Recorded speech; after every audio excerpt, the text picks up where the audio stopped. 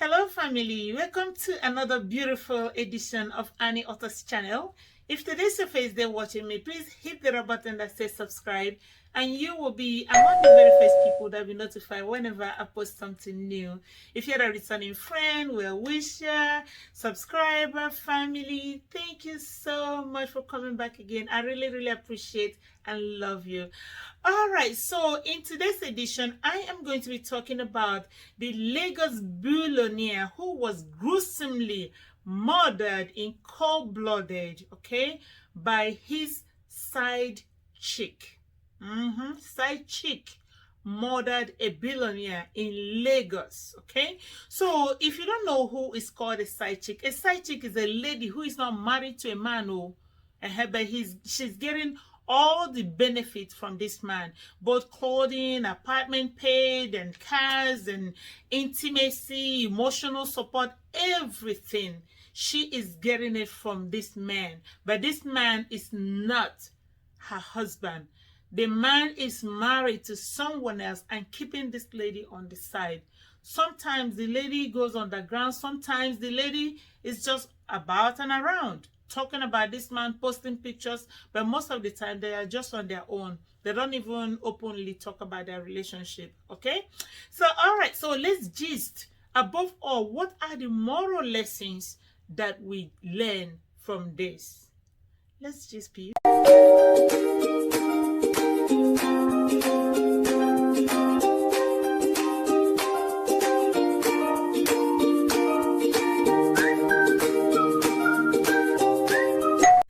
Okay, so the Bible really seriously warned us about strange women. Strange women. Who are these strange women? All these side chicks, they are all strange women. A woman that is not your wife. A woman that you just met and you decided to have intimacy with that woman, even if one time thing, one time stand, one night stand, or whatever you call it. It doesn't really matter. These people, these women, we call them strange women. The Bible seriously warned us about strange women. Okay, and the funny thing is that some of these guys, or most of these guys, are Christians. Okay, or even if they profess other religion, but again, they are there and they're being told, do not do this, do not do that. After praising God and everything, they go back and still do some stupid things. Okay, and again, religious leaders are not exempted. Yep, they are not. Okay, so again, what are the biblical warnings about strange women? If we can go back to Proverbs chapter 5, if you read from verse 3 to 11, again, Proverbs chapter 5, verse 3 to 11, that particular place really is an eye-opener about strange women. It's warning us that these people are immoral women.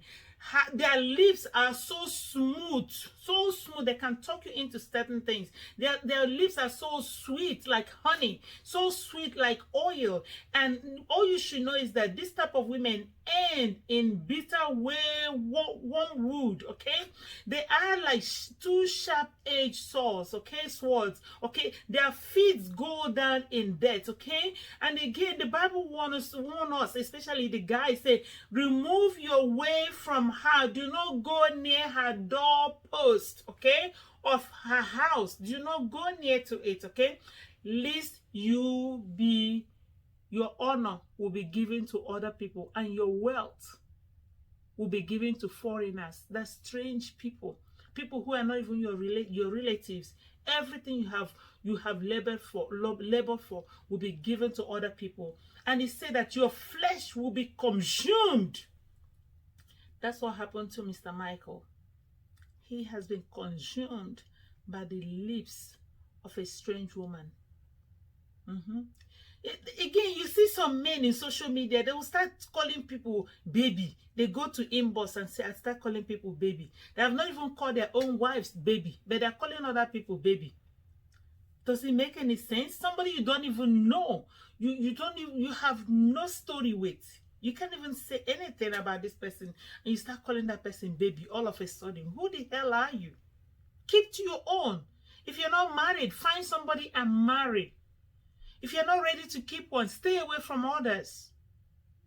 Amend your house. Stay with your wife. Focus on her. Leave other people alone. You have heard what Proverbs told us about these people. Okay? You will be consumed. That's the warning behind it. It said, do not go close to her doorpost, the doorpost of her house. Do not go close to it, lest you will be consumed and your wealth will be taken over by foreigners, strangers, people you don't even know. What a dishonoring type of death. You were found in a side chick's house, murdered gruesomely. What account will you give the Lord? How do you think your wife and children will feel when this story comes out? This will linger all their life. Side chick matter. Hey, wahala.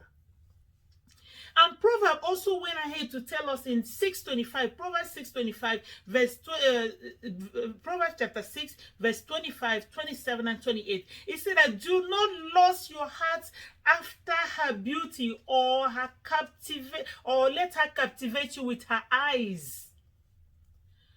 You see this like, oh, she's so cute, she's so beautiful. Your wife is beautiful too. Sometimes what makes you not to realize that your wife is beautiful is because you have not invested in her beauty. Financially, you have not. You have not taken your time to observe her, how beautiful she is. And guess what? You're telling other women they are beautiful. Other men are telling your wife that she's beautiful, but she have decided not to give in. She's holding on to you, and you're out there messing around. You see this like, oh, her shape, a figure, a Coca-Cola shape. Who told you? Who told you she's that shape? And has she been through what your wife has been through, age-wise and childbearing-wise? And again, this person's body makeup can be different from your wife. So don't go there looking at shape, looking at face, looking at nose, looking at teeth, and you're there admiring and lusting, whereas your wife is there burning like wood, and you cannot even attend to her. That's horrible, very terrible. Again, it's telling us that this kind of, that a man, or that proverb continues to tell us, okay, can a man scoop fire into his laps without being burnt? Mr. Michael scooped fire into his laps and he got burnt, terribly burnt. Who knows if there have been warning signs that he has been ignoring. And by the way, the story said that he has only known this woman for 2 weeks, so only 2 weeks, and he's gone. He's being deleted from this world. Only 2 weeks of getting involved with a strange woman, and he's being deleted. A billionaire, a prominent man, a man that has so many destinies tied to his, has been just deleted, erased from the surface of this earth. And we know that, according to the story, this man is the founder and CEO. Who knows what he went through to establish this firm?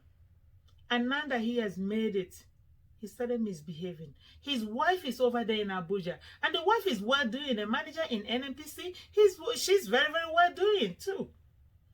What was this man lacking? Is it distance? It's just a flight away. Either of them can visit. But he decided to keep one on the side, and that one on the side took him out of this world in a very terrible way. Then we move further to Proverbs 7, 4-5. It says, say to wisdom,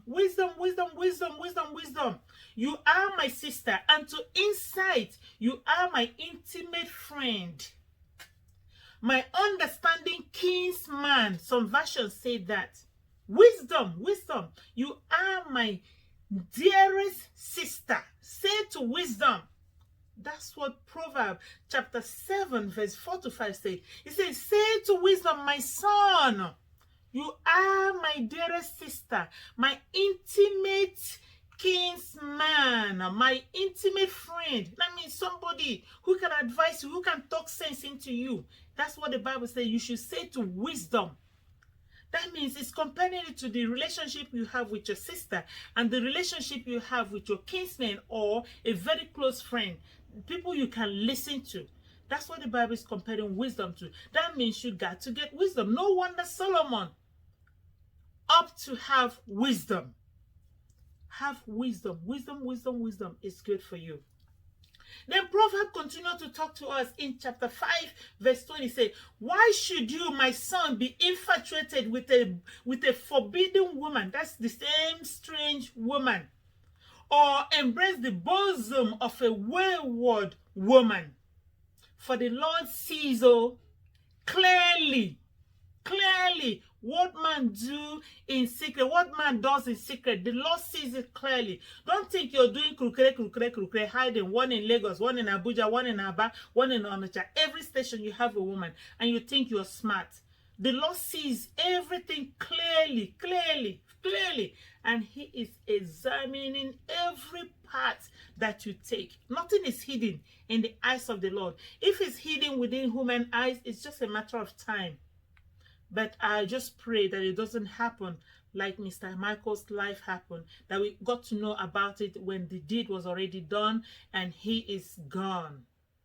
I hope you heed to the warnings of the Bible, what the Lord is saying to you. Stay away from strange women.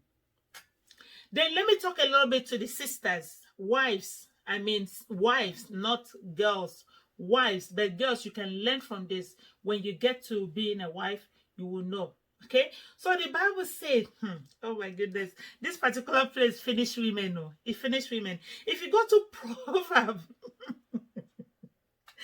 if you go to Proverbs chapter 21, verse 19, it said, it's better to be in the desert, wilderness, than to be with a nagging wife, troublesome wife, hot-tempered wife, angry woman, nagging wife. The Bible says it's better for a man to be in the desert or wilderness than to be at home with a nagging wife, a contentious woman, a nagging wife, a hot-tempered, ill-tempered, angry woman, complain. The Bible says it's better for that man to be out there. So please, don't create a situation in the house that will make the man to be out there. It doesn't mean physical desert. Oh. Desert can be anything. As this Sidechick house, na desert. Oh my goodness. And if you go further, it said that do not be a quarrelsome, nagging, complaining, ill-tempered woman. No, please. Irritating woman. Stay away from all those things. And again, the proverb also finishes the go. It said in Proverbs 27:15, it said, an endless dripping on a rainy day and a nagging wife are alike. They're the same. Endless dripping. That means when rain don't fall finish, it start dripping. It start dripping. It's endless. It's continuous.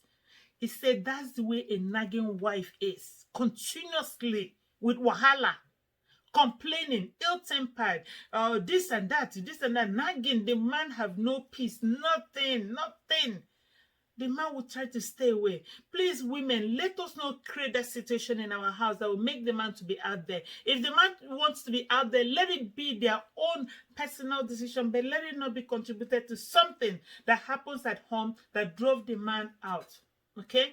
But in Mr. Michael's situation, we don't know because he was in Lagos based on his company, and the wife was in Abuja based on her job too. So we can't just say the house was anything negative for him. But anyway, he was going back there to celebrate his 50th birthday.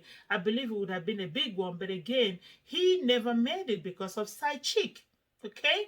So, but again, I'm talking to women now living in their houses. What the Bible says we should not be to our husbands. Again, what does the Bible want us to be? All right, so now we have mentioned what we should not be. What should we be? If you go to Proverbs 31:12, it says, she brings him good, not harm, all the days of her life. Not even one day, not even 2 days, not even during that honeymoon after wedding period. No. It said in Proverbs 31:12, she brings him good.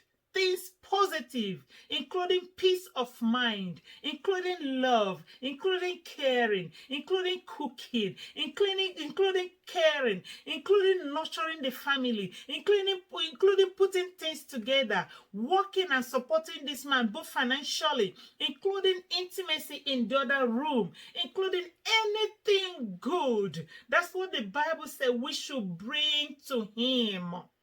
His place of peace, his place of rest, his bosom to embrace when he comes home. All of those are what the Bible wants us to be. But who are you to your husband? Who are you? Are you a dripping rain from the roof? Nope. Are you nagging? Are you too much complain? I'm not saying that you shouldn't say, mention something that is wrong, but complaining is like every day, every time. There's no peace. There's no discussion. The Bible says we shouldn't be ladies like that, but we should be his peace, his place of comfort, his place, a very peaceful bosom for him to embrace. I don't know if you have had a feeling when your husband gets off work, he's so eager to go home, because his home is his peace, his comfort. And when he gets there, a very good wife, peaceful, loving, caring wife is there. Children are there, Even if to say the wife is at work, but at least he knows his home is his peace, his comfort, a very peaceful bosom to embrace. That's what the Bible wants us to be. All right, so I hope we have learned one or two things from this incident. What we should do and what we should not do. Strange women, please guys, stay away from strange women. Women, please be your husband's peace and place of comfort, a peaceful bosom to embrace. I believe these are the moral lessons. Thank you guys for listening to another beautiful edition of Untitled channel. I love you guys. Please stay safe. Stay safe. Bye guys. Bye. Mwah.